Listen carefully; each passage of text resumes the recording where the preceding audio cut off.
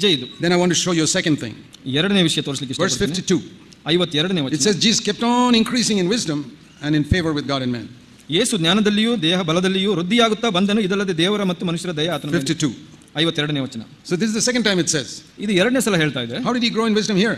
ಇಲ್ಲಿ ಜ್ಞಾನದಲ್ಲಿ ಹೇಗೆ ಬೆಳೆದನು? Because it says in verse 51, he went down with Joseph and Mary and came to Nazareth and he continued in subjecting to them. ಇಲ್ಲಿ ಹೇಳುತ್ತೆ 51ನೇ ವಚನದಲ್ಲಿ ಬಳಿಕ ಆತನು ಜೊತೆಯಲ್ಲಿ ನಜರೇತಿಗೆ ಬಂದು ಅವರಿಗೆ ಅಧೀನನಾಗಿದ್ದನು ಅಂತ ಹೇಳುತ್ತೆ. That is the second thing you need to learn as a young person. ಒಬ್ಬ ಯೌವನಸ್ಥನಾಗಿ ಎರಡನೇದಾಗಿ ಕಲಿಯುವಂತದ್ದು ವಿಷಯ ಇದು. To be subject to authority that is over you. ನಿನ್ನ ಮೇಲೆ ಇರುವಂತಹ ಒಂದು ಅಧಿಕಾರಕ್ಕೆ ಅಧೀನನಾಗಿರುವಂತ. At home it is your parents. ಮನೆಯಲ್ಲಿ ನಿನ್ನ ತಂದೆ ತಾಯಿ. The Bible says honor your father and mother and it will go well with you. ದೇವರ ವಾಕ್ಯ ಹೇಳುತ್ತೆ ನಿನ್ನ ತಂದೆ ತಾಯಿಯನ್ನ ಘನಪಡಿಸು, ನಿನಗೆ ಒಳ್ಳೆಯದಾಗುತ್ತೆ ಅಂತ. Children obey your parents. ಮಕ್ಕಳೇ ನಿಮ್ಮ ತಂದೆ ತಾಯಿಗೆ ಅಧೀನರಾಗಿರಿ ಅಂತ. It will go well with you. ನಿಮಗೆ ಒಳ್ಳೆಯದಾಗುತ್ತೆ. There's only one area where you're permitted to disobey your parents. ಒಂದು ವಿಷಯದಲ್ಲಿ ನೀವು ತಂದೆ ತಾಯಿಗೆ ಅವಿಧೇಯರಾಗಬಹುದು. ಯಾವುದು? Only one. ಒಂದೇ. And that is where your parents tell you to disobey God. ಅದು ಎಲ್ಲಿ ಅಂದ್ರೆ ನಿಮ್ಮ ತಂದೆ ತಾಯಿ ದೇವರಿಗೆ ಅವಿಧೇಯನಾಗುವಂತ ಹೇಳೋ ಸ್ಥಳದಲ್ಲಿ. Supposing your father tells you to bow down to an idol. ನಿಮ್ಮ ತಂದೆ ಹೇಳ್ತಾರೆ ಒಂದು ವಿಗ್ರಹಕ್ಕೆ ನಮಸ್ಕಾರ ಮಾಡಿ. You can disobey. ನೀವು ಅದಕ್ಕೆ ಅವಿಧೇಯರಾಗಬಹುದು. Or do some puja to some idol. ಒಂದು ವಿಗ್ರಹಕ್ಕೆ ನೀನು ಪೂಜೆ ಮಾಡು ಅಂತ ಹೇಳ್ತಾರೆ. Say no. ನೀವು ಇಲ್ಲ ಅಂತ ಹೇಳ್ಬೋದು. If your parents tell you to cheat in an examination. ಒಂದು ಪರೀಕ್ಷೆಯಲ್ಲಿ ನೀನು ಮೋಸ ಮಾಡು ಅಂತ ಹೇಳ್ತಾರೆ. Then you say no. ಆವಾಗ ನೀವು ಇಲ್ಲ ಅಂತ ಹೇಳ್ಬೋದು. So where your parents tell you to do something against the word of God, there you can disobey them. ಎಲ್ಲಿ ನಿಮ್ಮ ತಂದೆ ತಾಯಿಗಳು ದೇವರ ವಾಕ್ಯಕ್ಕೆ ವಿರೋಧವಾಗಿ ಹೇಳ್ತಾರೆ ಅಲ್ಲಿ ನೀವು ಅವಿಧೇಯರಾಗಬಹುದು. ಯಾಕೆ? Because above your parents there is another authority, that is God. ನಿಮ್ಮ ತಂದೆ ತಾಯಿಗಳ ಮೇಲೆ ಇರುವಂತ ಅಧಿಕಾರ ಯಾವುದು? ಅದು ದೇವರು. Your parents are not the final authority, God is the final authority. ನಿಮ್ಮ ತಂದೆ ತಾಯಿಗಳೇ ಪೂರ್ಣವಾದ ಒಂದು ಅಧಿಕಾರವಲ್ಲ, ಅದರ ಮೇಲೆ ದೇವರು ಪೂರ್ಣವಾದ ಅಧಿಕಾರ. In all other areas you must honor your parents. ಮತ್ತೆ ಬೇರೆ ಎಲ್ಲ ಕ್ಷೇತ್ರದಲ್ಲಿ ನಿಮ್ಮ ತಂದೆ ತಾಯಿನ ಘನಪಡಿಸಬೇಕು. Sometimes it can be difficult. ಕೆಲವು ಸಲ ಕಷ್ಟ ಆಗಬಹುದು. All of you will tell me it's not easy to obey your parents year after year after year after year. ನಿಮ್ಮಲ್ಲಿ ಎಲ್ಲರೂ ಹೇಳ್ತೀರಾ ನಿಮ್ಮ ತಂದೆ ತಾಯಿಗಳಿಗೆ ಪ್ರತಿ ದಿವಸ ಎಲ್ಲ ವಿಷಯದಲ್ಲಿ ಅವು ವಿಧೇಯರಾಗೋದು ಅಷ್ಟು ಸುಲಭ ಅಲ್ಲ ಅಂತ. In that small sentence he continued in subjection to them, verse 51. 51ನೇ ವಚನದಲ್ಲಿ ಹೇಳುತ್ತೆ ಅವರಿಗೆ ಅಧೀನನಾಗಿದ್ದನು ಅಂತ ಹೇಳುತ್ತೆ. It's a very small sentence but it means a lot. ಬಹಳ ಚಿಕ್ಕ ಪದ ಅದು, ವಾಕ್ಯ ಅದು, ಆದರೆ ಅದು ಅರ್ಥ ಬಹಳ. You can use your imagination to picture situations where Jesus was obeying his mother. ನಿಮ್ಮ ಮನಸ್ಸನ್ನ ಉಪಯೋಗಿಸಿ ಅದನ್ನ ಯೋಚನೆ ಮಾಡಿ ಅವರ ವಿಷಯಗಳನ್ನ. See, I sometimes picture like this. ನಾನು ಕೆಲವು ಸಲ ಚಿತ್ರಣ ಹೀಗೆ ಮಾಡ್ತೀನಿ. I'm sure Jesus when he was a young boy would play out in the fields like all of you play with other children. ನೀವು ಮಕ್ಕಳ ಜೊತೆ ಹೊರಗಡೆ ಆಡೋ ತರ ಯೇಸು ಕೂಡ ಒಬ್ಬ ಚಿಕ್ಕ ಬಾಲಕನಾಗಿದ್ದಾಗ ಆಡ್ತಾ ಇದ್ದ. Supposing he was playing something like cricket, whatever they were playing in Israel those days. ಇಸ್ರೇಲಲ್ಲಿ ಯಾವುದು ಆಡ್ತಾ ಇದ್ರೋ ಗೊತ್ತಿಲ್ಲ, ಕ್ರಿಕೆಟ್ ತರ ಯಾವುದೋ ಒಂದು ಆಟ ಆಡ್ತಾ ಇದ್ರು ಹೊರಗಡೆ. Now in cricket the most important time is when it comes to your turn to bat. ಕ್ರಿಕೆಟ್ನಲ್ಲಿ ಯಾವ ಒಂದು ಮುಖ್ಯವಾದ ಸ್ಥಳ ಅಂದ್ರೆ ನೀವು ಬ್ಯಾಟಿಂಗ್ ಮಾಡಲು ಪ್ರಾರಂಭಿಸೋದು. When you are fielding not so important. ನೀವು ಫೀಲ್ಡಿಂಗ್ ಮಾಡುವಾಗ ಅಷ್ಟು ಒಂದು ವಿಶೇಷವಾದಲ್ಲ. Bowling is a little more important. Bowling ಸ್ವಲ್ಪ ಮುಖ್ಯವಾದ. When your turn comes to bat you have to be there. ನೀವು ಬ್ಯಾಟಿಂಗ್ ಮಾಡಬೇಕು ಅಂದಾಗ ನೀವು ಇರಲೇಬೇಕು. That's what you like to be in. ನೀವು ಇಷ್ಟಪಡ್ತೀರಾ ಅದನ್ನ. Okay, supposing Jesus is playing with other 12-year-old children there. ಅಲ್ಲಿ ಒಂದು 12 ವರ್ಷ ಮಕ್ಕಳ ಜೊತೆ ಯೇಸು ಆಡ್ತಾ ಇದ್ರು. And he's waiting for his turn to bat. ಆ ಸಮಯ ಬರಲಿ, ನನ್ನ ಬ್ಯಾಟಿಂಗ್ ಬರಲಿ ಅಂತ ಕಾಯ್ತಾ ಇದ್ರು. The other fellow is out, now it is Jesus' turn to bat. ಇನ್ನೊಬ್ಬ ಔಟ್ ಆಗ್ಬಿಟ್ಟ, ನಂತರ ಯೇಸು ಆಡಬೇಕು. And at that time ಆ ಸಮಯದಲ್ಲಿ his mother says, Jesus come here, I want you to do some work. ಅವ್ರ ತಾಯಿ ಹೇಳ್ತಾರೆ, ಯೇಸು ನೀನು ಬಾ, ನನಗೆ ಸ್ವಲ್ಪ ಕೆಲಸ ಮಾಡಬೇಕು ಅಂತ. What do you think he did? ಯೇಸು ಏನು ಮಾಡ್ತಾರೆ? What will you do?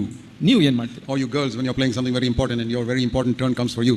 ನೀವು ಹುಡುಗಿಯರು ನೀವು ಬಹಳ ಮುಖ್ಯವಾದದನ್ನು ಆಡ್ತಾ ಇರುವಾಗ ನೀವು ಏನು ಮಾಡ್ತೀರಾ? At a very important time your mother calls you. ನೀವು ಬಹಳ ಮುಖ್ಯವಾದ ಸಮಯದಲ್ಲಿ, ನಿಮಗೆ ಬೇಕಾಗಿರೋ ಸಮಯದಲ್ಲಿ ನಿಮ್ಮ ತಾಯಿ ಕರೀತಾರೆ. I know what all children will say. ನನಗೆ ಗೊತ್ತು ಎಲ್ಲ ಮಕ್ಕಳು ಏನು ಹೇಳ್ತಾರೆ ಅಂತ. Mommy wait just 5 minutes I'll come. ಅಮ್ಮ ಸ್ವಲ್ಪ 5 ನಿಮಿಷ ಕಾಯಿ, ನಾನು ಬರ್ತೀನಿ ಅಂತ. 5 minutes usually means about 55 minutes. 5 ನಿಮಿಷ ಅಂದ್ರೆ ಒಂದು 55 ನಿಮಿಷ ಇರುತ್ತೆ ಅವರ ಅರ್ಥದಲ್ಲಿ. What do you think Jesus did? ಯೇಸು ಏನು ಮಾಡಿದ್ರು? He dropped his bat. ಅವರೊಂದು bat ಬಿಸಾಕಿದ್ರು. He's okay friends, mommy is calling me, I have to go. ನಮ್ಮ ತಾಯಿ ಕರೀತಾ ಇದ್ದಾರೆ ಸ್ನೇಹಿತರೆ, ನಾನು ಹೋಗಬೇಕು, ಅಮ್ಮ ಕರೀತಾ. They would have made fun of him. Your mama's boy and all that, you're running away like this. ಅವರು ತಮಾಷೆ ಮಾಡಬಹುದು, ನೀನು ಅಮ್ಮನ ಮಗ ಅದಕ್ಕೆ ಓಡೋಗ್ತಾ ಇದೀಯ ಅಂತ. He didn't care. ಅವನು ಅದರ ಬಗ್ಗೆ ಚಿಂತೆ ಮಾಡಲಿಲ್ಲ. He knew the Bible says children honor your parents. ಆತನಿಗೆ ಒಂದು ಗೊತ್ತಿತ್ತು, ದೇವರ ವಾಕ್ಯ ಹೇಳುತ್ತೆ ತಂದೆ ತಾಯಿಗೆ ಘನಪಡಿಸಬೇಕು ಅಂತ. His mother says, ಅವ್ರ ತಾಯಿ ಹೇಳ್ತಾರೆ, go to the well and get some water. ಬಾವಿಗೆ ಹೋಗಿ ಸ್ವಲ್ಪ ನೀರು ತಗೊಂಡು ಬಾ. So they must have had some wooden bucket those days. ಅವರು ಒಂದು ಮರದ ಬಕೆಟ್ ಇರಬಹುದು ಅಲ್ಲಿ. And goes to the well to draw the water. ಬಾವಿಗೆ ಹೋಗಿ ನೀರು ತಗೊಂಡು ಬರ್ಬೋದು. There's a great temptation to just fill half the bucket and come quickly back and join the game. ಅದರಲ್ಲಿ ಏನು ಶೋಧನೆ ಅಂದ್ರೆ ಬೇಗ ಅರ್ಧ ಬಕೆಟ್ ನೀರು ತಂದು ಕೊಟ್ಬಿಟ್ಟು ಬೇಗ ಆಟಕ್ಕೆ ಸೇರ್ಕೊಳ್ಳೋಣ ಅಂತ ಒಂದು ಶೋಧನೆ ಬರಬಹುದು. He didn't do that. ಆದ್ರೆ ಹಾಗೆ ಮಾಡಲಿಲ್ಲ ಯೇಸು. Poured, filled the bucket, brought it back. ಅದು ಸುರಿದು ಆ ಬಕೆಟ್ ಅನ್ನು ತುಂಬಿಸಿ ಕೊಟ್ಟನು. And by the time he comes back, his team is out, his Turn has come for fielding now. ಈ ಮತ್ತೆ ಬರುವಾಗ ಅವರ ತಂಡ ಮುಗಿದು ಮತ್ತೆ ಫೀಲ್ಡಿಂಗ್ ಬಂದಿರಬಹುದು. He was not unhappy. ಆಗ ಅವನಿಗೆ ಅಸಮಾಧಾನ ಆಗಲಿಲ್ಲ. You may be unhappy, ನಿಮಗೆ ಅಸಮಾಧಾನ ಆಗಬಹುದು. but he was not unhappy ಆತನ ಅಸಮಾಧಾನ ಹೊಂದಲಿಲ್ಲ. because he had obeyed his Father in heaven. ಯಾಕಂದ್ರೆ ಆತನು ಪರಲೋಕದಲ್ಲಿರುವ ತಂದೆಗೆ That's just one example. ಅದು ಒಂದೇ ಒಂದು ಉದಾಹರಣೆ ನಾನು You can ಹೇಳ್ತೇನೆ. take 1,000 examples like that in different situations. ನೀವು ಬೇರೆ ಬೇರೆ ಸನ್ನಿವೇಶದಲ್ಲಿ 1,000 ಒಂದು ಉದಾಹರಣೆಗಳನ್ನ ಯೋಚಿಸಬಹುದು. And the Father said, "This is my son. I'm very happy with him." ತಂದೆಯಾದ ದೇವರು ಹೇಳಿದ್ರು, ಈತನು ನನ್ನ ಮಗನು, ನನ್ನ ಪ್ರಿಯನಾದ ಮಗನು, ನಾನು ಬಹಳ ಮೆಚ್ಚಿದ್ದೇನೆ. He didn't score a century in cricket, but he obeyed his father and mother. ಆತನು ಕ್ರಿಕೆಟ್ನಲ್ಲಿ ಒಂದು ಸೆಂಚುರಿ ಶತಕವನ್ನು ಬಾರಿಸಲಿಲ್ಲ, ಆದರೆ ತಂದೆ ತಾಯಿಗೆ ಅಧೀನನಾದ. And the Father gave him the most fantastic ministry that anybody has ever had. ಆತನ ಪರಲೋಕ ತಂದೆ ಆತನಿಗೆ ಎಂಥ ಸೇವೆಯನ್ನು ಕೊಟ್ಟನು ಅಂದ್ರೆ ಅದ್ಭುತವಾದ ಸೇವೆ ಆತನ You ಜೀವಿತ. know, all of us would like to have a great ministry that blesses hundreds of people. ನಮ್ಮಲ್ಲಿ ಎಲ್ಲರೂ ದೊಡ್ಡ ಸೇವೆಯನ್ನು ಪಡ್ಕೊಳ್ಬೇಕು ಅಂತ ಆಸೆ ಪಡ್ತೀವಿ, ಸಾವಿರಾರು ಜನರಿಗೆ ಆಶೀರ್ವಾದವಾಗುವಂಥದ್ದು. But before that, God has to test you in different situations whether you will submit to authority. ಆದರೆ ಅದಕ್ಕೆ ಮೊದಲು ದೇವರು ನಿಮ್ಮನ್ನ ಪರೀಕ್ಷಿಸಬೇಕು, ನೀವು ಈ ಒಂದು ಅಧಿಕಾರಕ್ಕೆ ಒಳಪಡ್ತೀರಾ, ಅಧೀನರಾಗ್ತೀರಾ ಅಂತ. Whoever you are, ಯಾರೇ ಆಗಿರ್ಬೋದು, maybe authority at home or authority in the church. ಮನೆಯಲ್ಲಿ ಅಧಿಕಾರ ಇರ್ಬೋದು, ಸಭೆಯಲ್ಲಿನ ಅಧಿಕಾರ And ಇರ್ಬೋದು. if he sees that you're not interested in that, ದೇವರು ನೋಡ್ತಾರೆ ನಿಮಗೆ ಅದರಲ್ಲಿ ಇಷ್ಟ ಇಲ್ಲ ಅಂದ್ರೆ, no wonder God doesn't give you a ministry. ನಿಮಗೆ ದೇವರು ಸೇವೆನೇ ಕೊಡದೇ ಇದ್ರೆ ಆಶ್ಚರ್ಯವಿಲ್ಲ. Even when you're 70 years old, God won't give you a ministry. ನಿಮಗೆ 70 ವರ್ಷ ಆದ್ರೂ ನಿಮಗೆ ಆ ಸೇವೆಯನ್ನು ಕೊಡೋದಿಲ್ಲ ದೇವರು. How did he grow in wisdom? ಯೇಸು ಹೇಗೆ ಒಂದು ಜ್ಞಾನದಲ್ಲಿ ಬೆಳೆದನು? Because he submitted to authority. ಒಂದು ಅಧಿಕಾರಕ್ಕೆ ಒಳಪಟ್ಟನು. ಹಾಗೆ But you may say, my parents are not perfect, ನೀವು ಹೇಳ್ಬೋದು, ನಮ್ಮ ತಂದೆ ತಾಯಿಗಳು ಅಷ್ಟು ಪೂರ್ಣರಲ್ಲ, or my elders are not perfect. ನಮ್ಮ ಹಿರಿಯರು ಕೂಡ ಅಷ್ಟು ಪೂರ್ಣರಲ್ಲ ಅಂತ ಹೇಳ್ಬೋದು. Do you think Joseph and Mary were perfect? ನೀವು ಯೋಚನೆ ಮಾಡ್ತೀರಾ ಯೇಸು ಮೇರಿ ಕೂಡ ಪೂರ್ಣರಾಗಿದ್ರು ಅಂತ? You think they were a perfect husband and wife? ಅವರು ಪೂರ್ಣರಾದ ಗಂಡ ಹೆಂಡತಿಯಾಗಿದ್ರ? You think they never made a mistake? ಅವ್ರು ಯಾವುದು ತಪ್ಪು ಮಾಡ್ಲಿಲ್ವಾ? They were under the old covenant. ಹಳೆ ಒಡಂಬಡಿಕೆಯ ಜೀವಿತದಲ್ಲಿ ಜೀವಿಸ್ತಾ ಇದ್ದವರು ಅವರು. Even new covenant people have such difficulty overcoming sin.